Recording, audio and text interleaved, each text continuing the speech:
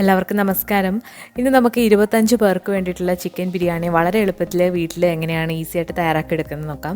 ഒരു ഗെറ്റ് ടുഗദറോ അല്ലെങ്കിൽ എന്തെങ്കിലും ഒരു ഫംഗ്ഷനോ ഒക്കെ വീട്ടിൽ വരുമ്പോൾ നമുക്ക് തന്നെ തയ്യാറാക്കാവുന്നേ ഉള്ളൂ. അപ്പോൾ നമ്മൾ ഈ ഒരു ബിരിയാണി നാട്ടിൽ പോയപ്പോൾ ഒരു ഗെറ്റ് ടുഗദറിന് വേണ്ടിയിട്ട് തയ്യാറാക്കിയിട്ടുള്ള ബിരിയാണിയാണ്. വളരെ സിമ്പിളായിട്ടുള്ള രീതിയിലാണ് ഞാൻ ഈ ഒരു ബിരിയാണി ചെയ്തിരിക്കുന്നത്. അപ്പോൾ നമ്മൾ ഇതിനു മുൻപ് ഒരു ഫ്രൈഡ് ചിക്കൻ ബിരിയാണി ഇട്ടിട്ടുണ്ട്. അപ്പോൾ ആ ഒരു രീതിയിൽ നിങ്ങൾക്കിത് ട്രൈ ചെയ്ത് നോക്കാം. അപ്പോൾ അധികം താമസിയാതെ ഈ ഒരു ചിക്കൻ ബിരിയാണി എങ്ങനെയാണ് എടുക്കുന്നത് നോക്കാം. അപ്പോൾ നമ്മൾ ഈ ചിക്കൻ ബിരിയാണിക്ക് വേണ്ടിയിട്ട് നമ്മൾ 2 കിലോ അരിക്കാണ് ഈ ഒരു ചിക്കൻ ബിരിയാണി തയ്യാറാക്കുന്നത്. അതുപോലെ തന്നെ 4 കിലോ ചിക്കനുമാണ് എടുത്തിട്ടുള്ളത്. അപ്പോൾ അതിന് വേണ്ടിയിട്ടുള്ള സവാള, ഇഞ്ചി, വെളുത്തുള്ളി, പച്ചമുളക്, ചെറിയ ഉള്ളി, തക്കാളി ഇത്ര എടുത്തിട്ടുണ്ട്. അതിൻ്റെ അളവൊക്കെ ഞാൻ കൃത്യമായിട്ട് വഴിയെ പറയുന്നതാണ്. ഇനി നമ്മൾ ഈ ചെയ്യാൻ പോകുന്നത് ഈ ഒരു ബിരിയാണിയുടെ മസാലയ്ക്ക് നല്ലൊരു കൊഴുപ്പ് കിട്ടാൻ വേണ്ടിയിട്ട് നമ്മൾ കശകശ ഒന്ന് വെള്ളത്തിൽ ഇട്ട് വെക്കുകയാണ്. അപ്പോൾ കശകശ എന്ന് പറഞ്ഞിട്ട് നമുക്ക് വാങ്ങിക്കാനായിട്ട് കിട്ടും. അപ്പോൾ ഇതൊരു 50 ഗ്രാമിൻ്റെ ഒരു പാക്കറ്റാണ്. അപ്പോൾ ഇത് നമ്മൾ മുഴുവനായിട്ട് ഇതിലേക്ക് ഇട്ട് കൊടുത്തിട്ട് നല്ല ചൂടുള്ള വെള്ളത്തിൽ ഇതൊന്ന് കുതിർത്ത് നമുക്ക് മാറ്റി വെക്കാം. അപ്പോൾ നമ്മൾ മസാലയൊക്കെ തയ്യാറാക്കുന്ന സമയം കൊണ്ട് ഇത് നന്നായിട്ട് കുതിർന്ന് വരും. ഇനി കശകശ നിങ്ങൾക്ക് കിട്ടാനില്ല എന്നുണ്ടെങ്കിൽ ഇതിന് പകരമായിട്ട് നിങ്ങൾക്ക് അണ്ടിപ്പരിപ്പും ഇതുപോലെ കുതിർത്തിട്ട് അരച്ച് എടുക്കാവുന്നതാണ്. അപ്പോൾ ഇത് കുതിർക്കാനായിട്ട് നമുക്ക് മാറ്റി വെക്കാം. ഇനി നമ്മൾ ഇതിലേക്ക് വേണ്ടിയിട്ടുള്ള ഹോൾ സ്പൈസസ് എന്തൊക്കെയാണെന്ന് നോക്കാം. അപ്പോൾ നമ്മളിവിടെ ഇത്രയും അരിക്കാണ് ചെയ്യുന്നത്. അപ്പോൾ 2 കിലോ അരിക്കാണ്. അതിന് വേണ്ടിയിട്ടുള്ള മസാലകൾ എടുത്തിട്ടുണ്ട്. അതുപോലെ തന്നെ അണ്ടിപ്പരിപ്പും കറുത്ത മുന്തിരിങ്ങ അരിയില്ലാത്തതാണ്, അതും എടുത്തിട്ടുണ്ട്. പിന്നെ നമ്മളിവിടെ എടുക്കുന്നത് ഇന്ത്യ ഗേറ്റിൻ്റെ അരിയാണ്. 1 കിലോയുടെ 2 പാക്കറ്റ് എടുത്തിട്ടുണ്ട്. പിന്നെ നമ്മൾ ബിരിയാണി മസാല റെഡിമെയ്ഡ് മസാലയാണ് ചേർക്കുന്നത്. നമ്മൾ വീട്ടിൽ തന്നെ പൊടിച്ച മസാലയും ചേർക്കാം. അതിൻ്റെ ലിങ്ക് ഞാൻ ഡിസ്ക്രിപ്ഷൻ ബോക്സിൽ കൊടുക്കുന്നുണ്ട്. അപ്പോൾ ആദ്യം തന്നെ നമ്മൾ എടുത്തു വച്ചിരിക്കുന്ന ഇഞ്ചിയും വെളുത്തുള്ളിയും നമുക്കൊന്ന് ചതച്ചെടുക്കാം. അപ്പോൾ നമ്മൾ ഇഞ്ചി വെളുത്തുള്ളി എല്ലാം നാടൻ ഇഞ്ചിയും വെളുത്തുള്ളിയാണ് എടുത്തിട്ടുള്ളത്. അപ്പോൾ ഇത് എത്ര വേണമെങ്കിലും ചേർക്കാം. അപ്പോൾ ഞാനിപ്പോൾ എടുത്തിരിക്കുന്നത് 5-6 കുടം വെളുത്തുള്ളിയും അതുപോലെ തന്നെ ഒരു 100 ഗ്രാം ഇഞ്ചിയും എടുത്തിട്ടുണ്ട്. ഇനി നമ്മൾ ചേർക്കുന്നത് എരിവിന് വേണ്ടിയിട്ടുള്ള പച്ചമുളകാണ്. പച്ചമുളക് നമ്മുടെ വീട്ടിൽ തന്നെ പിടിച്ച പച്ചമുളകാണ്. അപ്പോൾ എരിവ് അനുസരിച്ചിട്ട് നമുക്ക് ചേർത്ത് കൊടുക്കാം. അപ്പോൾ നമ്മൾ ഇവിടെ ഈ ഒരു കപ്പിന് 1 കപ്പ് പച്ചമുളക് ചേർത്ത് കൊടുക്കുന്നുണ്ട്. അപ്പോൾ നമ്മൾ മുളക് പൊടിയോടൊപ്പം തന്നെ പച്ചമുളക് നന്നായിട്ട് ഈ ഒരു ബിരിയാണിക്ക് വേണം. കാരണം 4 കിലോ ചിക്കനാണ്, അതിന് വേണ്ടിയിട്ടുള്ള മസാലയാണ് നമുക്ക് വേണ്ടത്. പച്ചമുളക് മിക്സിയുടെ ചെറിയ ജാറിലിട്ട് നന്നായിട്ട് ചതച്ചെടുത്തിട്ടുണ്ട്. അതോടൊപ്പം തന്നെ നമ്മൾ നേരത്തെ കുതിർക്കാനായിട്ട് വെച്ചിരിക്കുന്ന കശകശയും നന്നായിട്ട് അരച്ചെടുത്തിട്ടുണ്ട്. പിന്നെ നമ്മൾ അണ്ടിപ്പരിപ്പും മുന്തിരിങ്ങയും അതുപോലെ തന്നെ 4 സവാളയും നെയ്യിലിട്ട് വറുത്ത് കോരിയിട്ടുള്ളതാണ്. അതുപോലെ തന്നെ ഒരു ചെറിയ പൈനാപ്പിൾ പൊടിയായിട്ട് അരിഞ്ഞത്, മല്ലിയില, പുതിനയില ഇത്രയും എടുത്തിട്ടുണ്ട്. പിന്നെ നമ്മളിതിലേക്ക് വേണ്ടിയിട്ടുള്ള 4 കിലോ ചിക്കൻ കഴുകി വൃത്തിയാക്കി വെച്ചിട്ടുള്ളതാണ്. അപ്പം നമ്മളിനി മസാല തയ്യാറാക്കിയെടുക്കാം. അപ്പം അതിന് വേണ്ടിയിട്ട് ഇവിടെ ഒരു അലുമിനിയത്തിൻ്റെ ഇതുപോലുള്ളൊരു പാത്രമാണ് എടുത്തിട്ടുള്ളത്. ഇതിലേക്ക് നമ്മൾ വെളിച്ചെണ്ണയല്ല, സൺഫ്ലവർ ഓയിലാണ് നമ്മൾ എടുക്കുന്നത്. അതുപോലെ തന്നെ സൺഫ്ലവർ ഓയിലിനോടൊപ്പം തന്നെ നമുക്ക് നെയ്യും കൂടി ചേർത്ത് കൊടുക്കാം. ഇനി മുഴുവനായിട്ട് നിങ്ങൾക്ക് വേണമെന്നുണ്ടെങ്കിൽ നെയ്യിൽ തന്നെ തയ്യാറാക്കിയും എടുക്കാവുന്നതാണ്. അപ്പോൾ എണ്ണ കുറച്ചധികം ഒഴിച്ചു കൊടുക്കുന്നുണ്ട്. അപ്പോൾ നമ്മുടെ സവാളയൊക്കെ നന്നായിട്ട് വഴണ്ട് വരാൻ വേണ്ടിയിട്ടുള്ള അത്രയും എണ്ണ ഒഴിച്ചു കൊടുക്കുന്നുണ്ട്. അതോടൊപ്പം തന്നെ നമ്മൾ നേരത്തെ അണ്ടിപ്പരിപ്പും മുന്തിരിങ്ങയും വറുത്ത നെയ്യും ഒഴിച്ചു കൊടുത്തു. അപ്പോൾ സവാള 1 കിലോയോളം നമ്മൾ എടുത്തിട്ടുണ്ട്. അപ്പോൾ 1 കിലോ സവാള നന്നായിട്ട് നീളത്തിൽ അരിഞ്ഞിട്ടുള്ളതാണ്. ഇതിലേക്ക് ആവശ്യത്തിനുള്ള ഉപ്പും കൂടി ചേർത്ത് കൊടുത്തിട്ട് നന്നായിട്ട് വഴറ്റിയെടുക്കണം. ഇവിടെ ഞാൻ സവാളയോടൊപ്പം തന്നെ ഒരു 250 മുതൽ 300 ഗ്രാം വരെ ചെറിയ ഉള്ളി നീളത്തിൽ അരിഞ്ഞതും ചേർത്ത് കൊടുത്തിട്ടുണ്ട്. അപ്പോൾ ചെറിയ ഉള്ളി ചേർക്കുമ്പോൾ ഈ ഒരു മസാലയ്ക്ക് നല്ലൊരു ടേസ്റ്റ് കിട്ടും. അതുപോലെ ഈ ചിക്കൻ ബിരിയാണി വളരെ സിമ്പിളായിട്ടുള്ള രീതിയിലാണ് നമ്മൾ തയ്യാറാക്കിയിട്ടുള്ളത്. ചിക്കൻ ഒന്നും മാരിനേറ്റ് ചെയ്ത് വെക്കേണ്ട ആവശ്യമില്ല.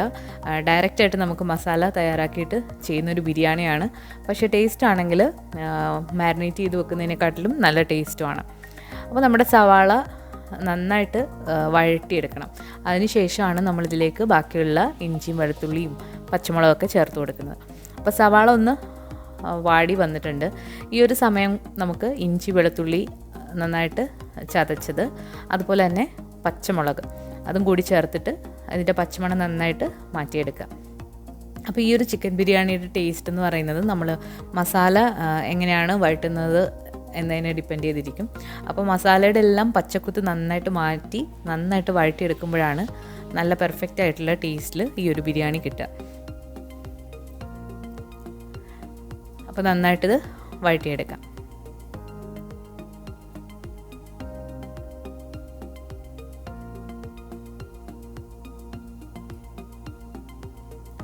ഇപ്പോൾ നമ്മുടെ ഇഞ്ചി, വെളുത്തുള്ളി, പച്ചമുളക്, സവാള നന്നായിട്ട് വഴണ്ട് വന്നിട്ടുണ്ട്.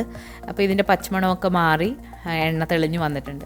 ഇനി ഈ ഒരു സമയം നമ്മളിതിലേക്ക് തക്കാളിയാണ് ചേർത്ത് കൊടുക്കുന്നത്. തക്കാളി നമ്മളിതിലേക്ക് 1/2 കിലോ മുതൽ 3/4 കിലോ വരെ തക്കാളി ഇതിലേക്ക് ചേർത്ത് കൊടുക്കണം. തക്കാളി ചെറിയ കഷ്ണങ്ങളാക്കി മുറിച്ച് വെച്ചിട്ടുള്ളതാണ്. നന്നായിട്ട് പഴുത്ത തക്കാളിയാണ്. അപ്പോൾ ഈ തക്കാളി കൂടി ചേർത്ത് കൊടുത്തിട്ട് ഈ മസാല നന്നായിട്ടൊന്ന് വഴറ്റിയെടുക്കുക. തക്കാളിയെല്ലാം നല്ലതായിട്ട് ഇതിലേക്ക് വെന്ത് ചേരണം.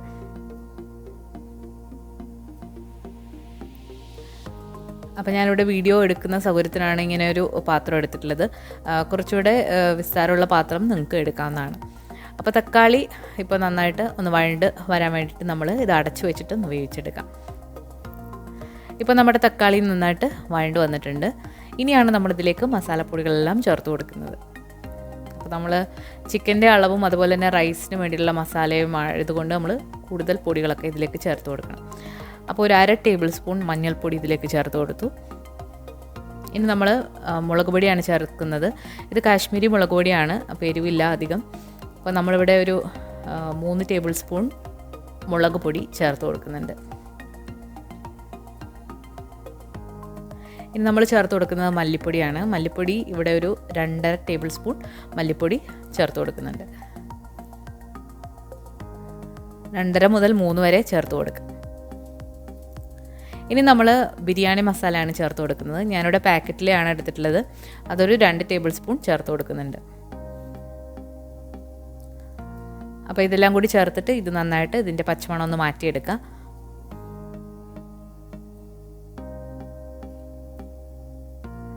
അധികം എരിവില്ലാത്ത മുളക് പൊടി ആയതുകൊണ്ടാണ് ഞാൻ 3 ടേബിൾ സ്പൂൺ ചേർത്ത് കൊടുത്തിട്ടുള്ളത്. നിങ്ങൾ എരിവുള്ള മുളക് പൊടിയാണെന്നുണ്ടെങ്കിൽ അതനുസരിച്ചിട്ട് ചേർത്ത് കൊടുക്കും. മുളക് പൊടിയുടെയും മല്ലിപ്പൊടിയുടെയൊക്കെ പച്ചമണം നന്നായിട്ടൊന്ന് മാറ്റിയെടുക്കാം. ഇപ്പോൾ നമ്മുടെ മസാല റെഡി ആയിട്ടുണ്ട്. അപ്പോൾ ഇനി ഇതിലേക്ക് നമ്മൾ ചേർത്ത് കൊടുക്കുന്നത് നേരത്തെ അരച്ച് വെച്ചിട്ടുള്ള കശകശയാണ്. കശകശയ്ക്ക് പകരം നിങ്ങൾക്ക് അണ്ടിപ്പരിപ്പ് ചേർത്ത് കൊടുക്കാം. അപ്പോൾ ഒന്നുകൂടി ടേസ്റ്റിലുള്ള ബിരിയാണി കിട്ടും. അപ്പോൾ ഈ ഒരു ഗ്രേവിക്ക് നല്ല കൊഴുപ്പൊക്കെ കിട്ടാൻ വേണ്ടിയിട്ടാണ് നമ്മൾ ഇത് ചേർത്ത് കൊടുക്കുന്നത്.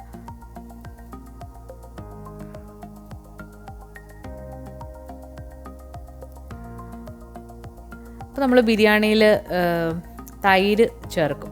അപ്പോൾ നമ്മളിവിടെ അധികം പുളിയില്ലാത്ത തൈര് എടുത്തിട്ടുണ്ട്. ഇവിടെ പാക്കറ്റിലാണ് തൈര് വാങ്ങിക്കാൻ കിട്ടുക. ആ ഒരു പാക്കറ്റ് തൈര് ഇതിലേക്ക് ചേർത്ത് കൊടുക്കണം. അപ്പോൾ നിങ്ങൾ നോക്കുക, ഒരുപാട് പുളിയുള്ളതാണെങ്കിൽ അതനുസരിച്ചിട്ട് നിങ്ങൾ ചേർത്ത് കൊടുക്കുക. അപ്പോൾ ഇത് അധികം പുളിയില്ലാത്ത തൈരായിരുന്നു.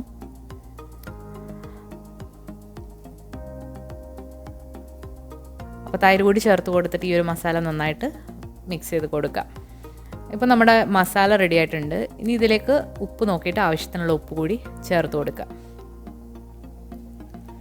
ഇനി ഇതിലേക്ക് നമ്മൾ മല്ലിയില, പുതിനയില അരിഞ്ഞത് ചേർത്ത് കൊടുക്കാം. ഓരോ പിടി വീതം ചേർത്ത് കൊടുക്കാവുന്നതാണ്.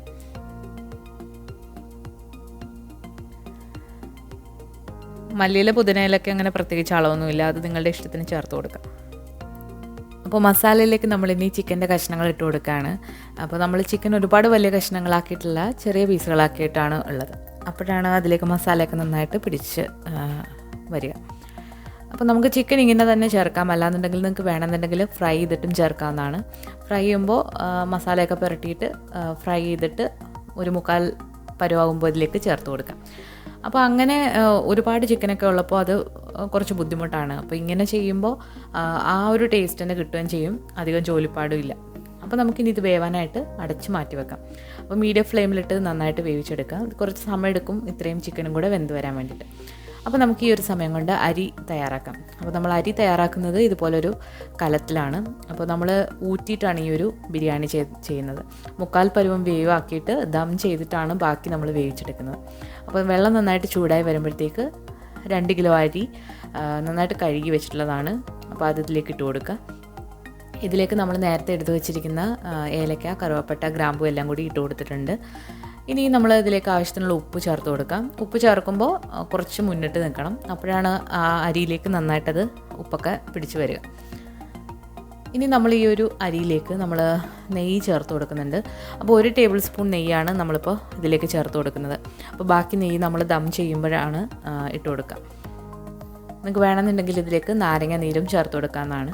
പക്ഷെ നമ്മൾ 1/4 പരുവം വേവ് ആക്കിയിട്ട് ഇത് ഊറ്റുന്നതുകൊണ്ട് അരി ഒന്നും ഒട്ടിപ്പിടിക്കില്ല. നല്ല പെർഫെക്റ്റായിട്ട് തന്നെ അരി നമുക്ക് കിട്ടും. അപ്പോൾ നമുക്ക് ഈ അരി അടച്ചു വെച്ചിട്ടൊന്ന് വേവിച്ചെടുക്കാം.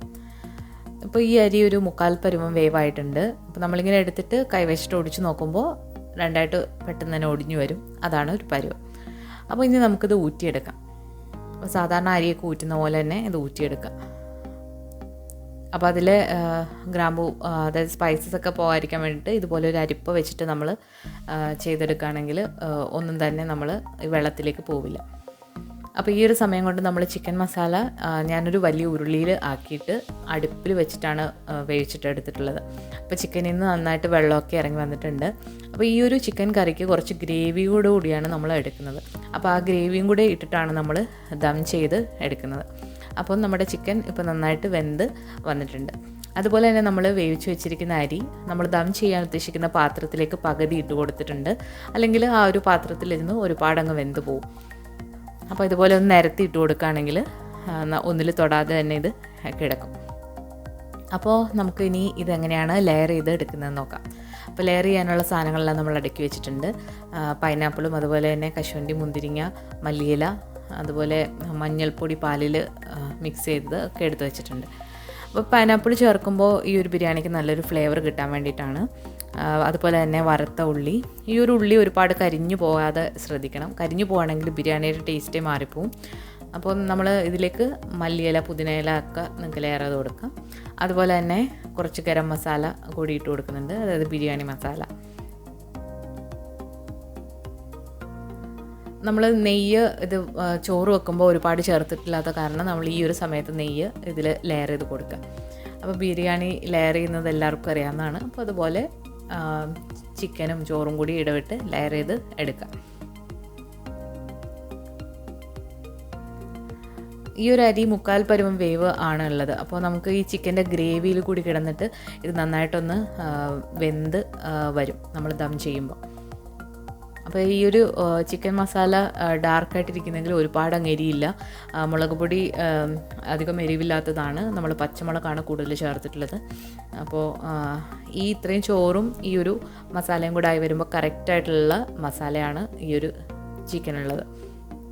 അപ്പോൾ ഈ ഒരു പൈനാപ്പിളിന് പകരം നിങ്ങൾക്ക് പൈനാപ്പിളിൻ്റെ എസൻസ് ചേർക്കാവുന്നതാണ്. പക്ഷേ എസൻസിനെക്കാട്ടിലും ഒന്നുകൂടെ ഹെൽത്തി ആയിട്ടുള്ളത് ഫ്രഷ് ആയിട്ടുള്ള പൈനാപ്പിൾ ചേർക്കുന്നത് തന്നെയാണ്. അതുപോലെ തന്നെ പാലിൽ കുറച്ച് മഞ്ഞൾപ്പൊടി കലക്കിയിട്ട് ഇതിലേക്ക് ഒഴിച്ചു കൊടുക്കാം. അല്ലാന്നുണ്ടെങ്കിൽ നിങ്ങൾക്ക് കുങ്കുമപ്പൂവും ചൂടുപാലിൽ ഇട്ടിട്ട് ഒഴിച്ചു കൊടുക്കാവുന്നതാണ്. അപ്പോൾ ഈ ഒരു ബിരിയാണി നമ്മൾ വീട്ടിലൊരു ഗെറ്റ് ടുഗദറിന് തയ്യാറാക്കിയിട്ടുള്ളതാണ്. അപ്പോൾ 25 പേർക്ക് ഈ ഒരു ബിരിയാണി സുഖമായിട്ട് കഴിക്കാം. അത് കഴിഞ്ഞിട്ടും അധികവും വന്നു. അപ്പോൾ ഓരോ ആൾക്കാർ കഴിക്കുന്നതനുസരിച്ചിരിക്കും. അപ്പോൾ 1 കിലോ അരി കൊണ്ട് ഒരു 10 പേരിൽ കൂടുതൽ കഴിക്കാം. അപ്പോൾ ഈ ഒരു അളവ് വെച്ചിട്ട് സുഖമായിട്ട് 25 പേർക്ക് കഴിക്കാവുന്നതാണ്. അതുപോലെ ഇത് അടച്ചു വെച്ചിട്ടുണ്ട്. നമുക്കിനി ദം ചെയ്തെടുക്കാം. അപ്പോൾ ദം ചെയ്തെടുക്കുമ്പോൾ നമ്മൾ ഇതിലേക്ക് മാവൊന്നുമല്ല സൈഡിൽ ഒട്ടിച്ചു കൊടുക്കുന്നത്. ഇതെൻ്റെ അമ്മ പറഞ്ഞു തന്ന ഒരു ഐഡിയ ആണ്. അപ്പോൾ നമ്മളിവിടെ സെല്ലോ ടേപ്പ് വെച്ചിട്ടാണ് ഒട്ടിക്കുന്നത്. വളരെ ഈസിയാണ് ഇങ്ങനെ ചെയ്യാൻ. അതുപോലെ തന്നെ ഇളക്കിയെടുക്കാനും വളരെ ഈസിയാണ്. അപ്പോൾ നമ്മൾ പെട്ടെന്ന് ഒരുപാട് ഗസ്റ്റൊക്കെ വരുമ്പോൾ നമുക്ക് പെട്ടെന്ന് മാവ് കുഴച്ചിട്ട് ചെയ്യാൻ സമയം കിട്ടിയെന്ന് വരില്ല. അപ്പോൾ ഇതൊരു സിമ്പിളായിട്ടുള്ള ഒരു രീതിയാണ്. അപ്പോൾ നമ്മൾ ഈ ഒരു ദം ബിരിയാണി ഇനി കുറഞ്ഞ തീയിലിട്ടിട്ട് നമ്മളൊരു 20 മിനിറ്റ് ഒന്ന് ദം ചെയ്ത് എടുക്കാൻ പോവാണ്. അപ്പോൾ അതിന് വേണ്ടിയിട്ട് നമ്മളിതിൻ്റെ മുകളിലായിട്ടും കുറച്ച് കനൽ ഇട്ട് കൊടുക്കുന്നുണ്ട്. അപ്പോൾ ഇതിൻ്റെ മുകൾ ഭാഗത്ത് നല്ല ചൂട് കിട്ടാൻ വേണ്ടിയിട്ടാണ്. അപ്പോൾ അടുപ്പിൽ ആണ് നമ്മൾ ഈ ഒരു ബിരിയാണി കൂടുതലും ചെയ്തിട്ടുള്ളത്. അതായത് ചിക്കൻ വേവിച്ചത് അടുപ്പിലാണ്, അതുപോലെ അരി വേവിച്ചത് അടുപ്പിലാണ്, നമ്മളിപ്പോൾ ദം ചെയ്യുന്നത് അടുപ്പിലാണ്. അപ്പോൾ നല്ല ടേസ്റ്റി ആയിട്ടുള്ള ബിരിയാണിയാണ്. അപ്പോൾ ഇനി നമുക്കിത് ദം ചെയ്യുന്നത് വരെ നമുക്കൊന്ന് വെയിറ്റ് ചെയ്യാം. അപ്പോൾ നമ്മൾ ദം ചെയ്യുമ്പോൾ ഈ ഒരു പാത്രം ഫുള്ളായിട്ട് നല്ലതായിട്ട് ചൂടായി ഇതിൻ്റെ അരിയൊക്കെ നന്നായിട്ട് വെന്ത് മസാലയും കൂടെ ചേർന്നിട്ട് നല്ലൊരു മണമാണ്. അപ്പോൾ നമ്മുടെ ബിരിയാണി ഇവിടെ റെഡി ആയിട്ടുണ്ട്. അപ്പോൾ നമുക്ക് ഇതിന് ഇതുപോലെ വളരെ ഈസിയാണ് ഇങ്ങനെ പൊട്ടിക്കാനായിട്ട്. ഒട്ടും തന്നെ എയറൊന്നും വെളിയിൽ പോയില്ല. നന്നായിട്ട് തന്നെ ഇത് അടച്ചും കിട്ടും ഇങ്ങനെ സെലോട്ടെ പൊട്ടിച്ചപ്പോൾ. അപ്പോൾ നമ്മുടെ ബിരിയാണി ഇവിടെ റെഡി ആയിട്ടുണ്ട്. അപ്പോൾ ഇതിന് നമുക്ക് മിക്സ് ചെയ്ത് നമുക്ക് എടുക്കാവുന്നതാണ്. അപ്പോൾ നമ്മളിത് സെർവ് ചെയ്യുമ്പോൾ വൈറ്റ് റൈസും അതുപോലെ തന്നെ മസാലയും ചിക്കനും കൂടിയാണ് സെർവ് ചെയ്യുന്നത്. ഇത് ഒരുപാടങ്ങ് മിക്സ് ആക്കിയിട്ടല്ല നമ്മൾ എടുക്കുന്നത്. അപ്പോൾ ഞങ്ങളുടെ സൈഡിലോട്ടൊക്കെ ബിരിയാണി കൂടുതലും ഇങ്ങനെയാണ് ഉള്ളത്. അപ്പോൾ ആ ഒരു സ്റ്റൈലിലാണ് ഞാനിവിടെ ബിരിയാണി ചെയ്തിട്ടുള്ളത്. അതായത് ആലപ്പുഴ സൈഡിൽ കിട്ടുന്ന ഒരു ബിരിയാണിയാണ് ഈ ഒരു ബിരിയാണി. അപ്പം നമ്മൾ കുറച്ചെടുത്ത് ഒരു ചട്ടിയിലേക്ക് ഇടുകയാണ്. അപ്പോൾ ഫോട്ടോ എടുക്കാനും അതുപോലെ തന്നെ നമുക്ക് ഇങ്ങനെയും സെർവ് ചെയ്യാം. ചട്ടികളിലാക്കിയിട്ടോ അല്ലെങ്കിൽ ഇഷ്ടമുള്ള പാത്രങ്ങളിലാക്കിയിട്ടോ സെർവ് ചെയ്യാം. അപ്പോൾ കഴിക്കാൻ നല്ല ടേസ്റ്റി ആയിട്ടുള്ള ഒരു ബിരിയാണി ആയിരുന്നു എന്നാണ് എല്ലാവരും കഴിച്ചവരൊക്കെ പറഞ്ഞത്. അപ്പോൾ എന്തായാലും ഗെറ്റ് ടുഗദേഴ്സൊക്കെ വരുമ്പോൾ ഒരുപാട് പേർക്ക് ബിരിയാണിയൊക്കെ തയ്യാറാക്കണമെങ്കിൽ തീർച്ചയായിട്ടും നിങ്ങൾ ഒന്ന് ട്രൈ ചെയ്ത് നോക്കുക. അതുപോലെ തന്നെ ഇതിൻ്റെ കൃത്യമായിട്ടുള്ള അളവ് ഞാൻ ഡിസ്ക്രിപ്ഷൻ ബോക്സിൽ കൊടുക്കുന്നതാണ്. അപ്പോൾ നിങ്ങൾക്ക് നോക്കുകയും ചെയ്യാവുന്നതാണ്. അപ്പോൾ ഈ ഒരു ബിരിയാണിയുടെ റെസിപ്പി നിങ്ങൾക്ക് ഇഷ്ടമായിട്ടുണ്ടെങ്കിൽ തീർച്ചയായിട്ടും നിങ്ങൾ ട്രൈ ചെയ്ത് നോക്കുക. അതുപോലെ തന്നെ നിങ്ങളുടെ അഭിപ്രായങ്ങളൊക്കെ കമൻസിലൂടെ അറിയിക്കുക.